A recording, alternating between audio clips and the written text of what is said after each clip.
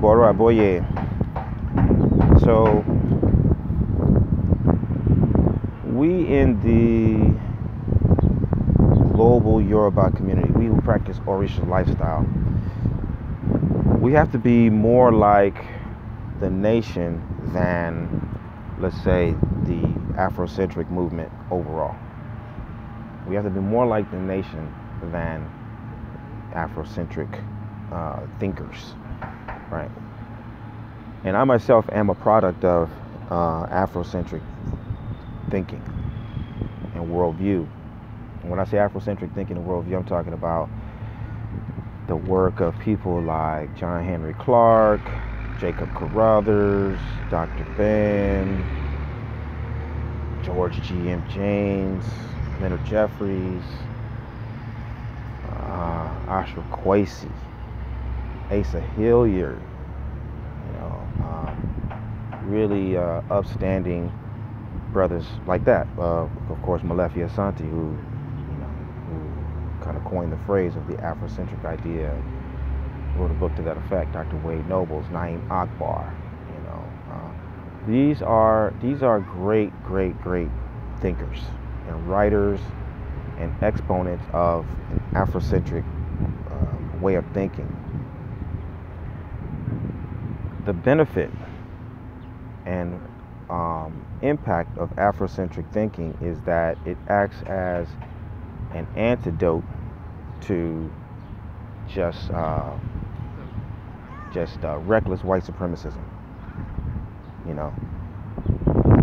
It gives you some repellent to Eurocentric thinking.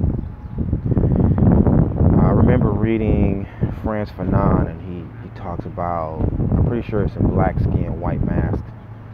He talks about, in his scholarship, in his quest for self-discovery, everywhere he went, everywhere he looked, he found whiteness.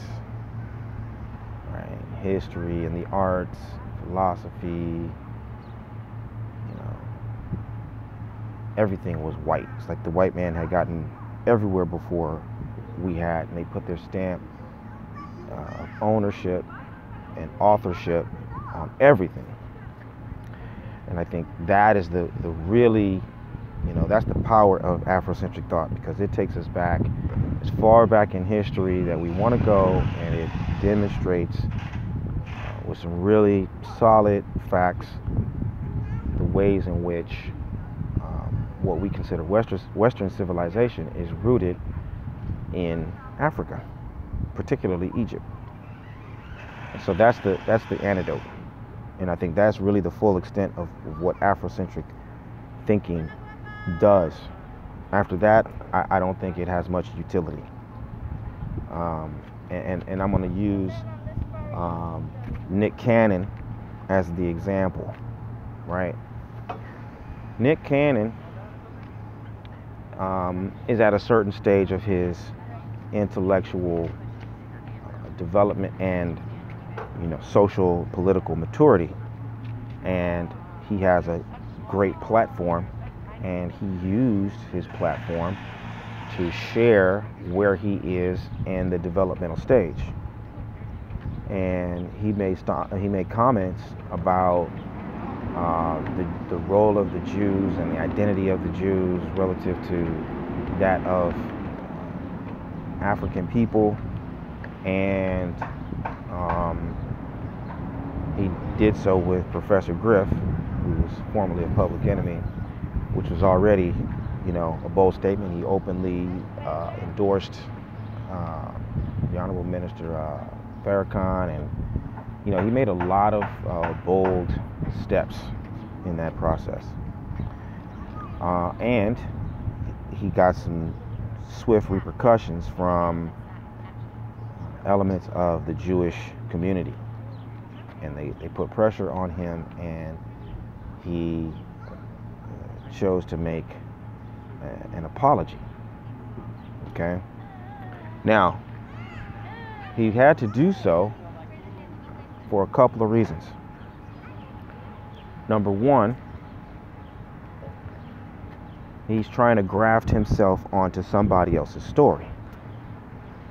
right? He's trying to, because of whatever knowledge he has or exposure he has had to this point, he's trying to graft all African people onto the story of the Jews and make the claim that we are the original Jews, right? That was his first mistake. Okay. Maybe some black people are original Jews, but that's not a statement that you can make about all of us. We're not all Jews, right? We don't all have any kind of a historical, cultural, or genetic tie to that region than that group of people. Okay? And so that was his first error. The second error was that he didn't have the intel to defend his claim. Okay? Because if what he said could be verified and validated, then he would have been able to sit down with whoever was refuting him and just lay out the facts. This is what's really going on. This is what happened. These are the characters involved. This is the reality of the situation. But he didn't have that. And so he probably sat down with some old knowledgeable rabbis who brought out some dusty old books and told him some things that he didn't know. And he had to reconsider his position, right? The third mistake was that he made the statement on somebody else's dime, on someone else's network, right? Using someone else's technology. It's like the basis of what he was doing was he didn't own it, right? He didn't own it, and I think that's part of what the pressure is that they put upon him, that he had this project, this show, and I think they threatened, or maybe they didn't threaten, they just did it. They took the show from him, and so he didn't have ownership of the platform that he was standing on to make that statement. So he was in a weakened position, and he didn't have what was necessary to defend his statements. Okay. Now, what does this have to do with Afrocentric thought? You see, what he was doing was talking about something that was totally abstract and intellectual. It's based on scholarship and research, which is, again, what the Afrocentric movement has been about. It's about scholarship. It's about research. Some people have written books. They've done a lot of lectures. But really, that's it. That's it. You couldn't get 5,000 Afrocentric people in the room to do something, to move something, to build something, to agree upon something. That's not going to happen, because it's just a collection of ideas. It's a concept. All right? But Jews are not a concept. It's not an idea. It's a group of people. And they have land, army, bank, university, think tank, communications, transportation. They have all the different elements that will allow them to mobilize, right? So you can't take an Afrocentric idea and a concept and go up against an established, organized body of people who are going to be able to irrefutably tell you a story that starts, 2,000 years ago or 5,000 years ago or whatever place they are in history, and they can bring it all the way into the present date and say, I am the descendant of this guy. Totally different thing, right? So within the Afrocentric movement, what you have is you got ideas, all right? And those ideas are good for refuting and combating other ideas. That's it. This is why I say, for people who practice Orisha lifestyle, absolutely, positively, you should absorb and understand Afrocentric thinking. But when it comes to your movement, when it comes to how you get down on the ground, we should be more like the nation than Afrocentric thinkers. Because the nation, if they make a statement, they can stand by that statement, even if it's just within themselves. So, for example, you got someone like Farrakhan.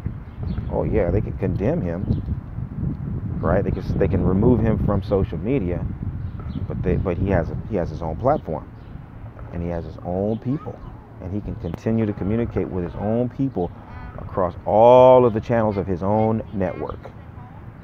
That's where Orisha lifestyle needs to go if you want to really be powerful. If you really want to be able to take a stance for your tradition, for your ancestry, for your lineage, for your values and your belief system, then what you got to do is you got to look at something like the nation, and you got to start moving with other people within the Orisha community who will help you to organize and build a body, an institution that has, as I said, land, communication system, banking system, transportation system, educational system, defense system, etc., etc. All of those things are necessary for you to be able to take a position and just uphold that position. It's not, any more complicated than that. Okay? So when you look at the way some people, how quickly they have gone to condemn Nick Cannon for apologizing, it's because they don't understand that it's exactly that attitude. The fact that you would so quickly just flip and flop. As long as he's saying what you like, then you support him. And then the minute he says something you don't like, you just withdraw, and he becomes every kind of a sellout and vanilla and whatever, right? People just start dogging you. Well, yeah, because they're not invested, right? People aren't invested in an Afrocentric idea. They don't have the concept that what is Nick Cannon's greater strategy? Nobody knows. Maybe he doesn't have a greater strategy. But if you are part of a body, then you would understand there is a greater strategy. We have a goal, right? We have a clearly defined objective, even if it's something as simple as we're going to maintain this tract of land that is ours. We're going to uphold these systems that we own, we manage, we maintain. Okay?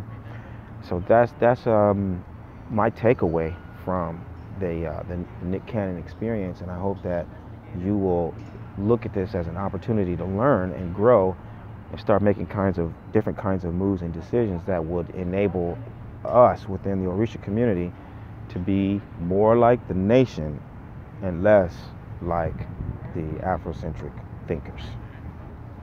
Aboru aboye, aboshishe.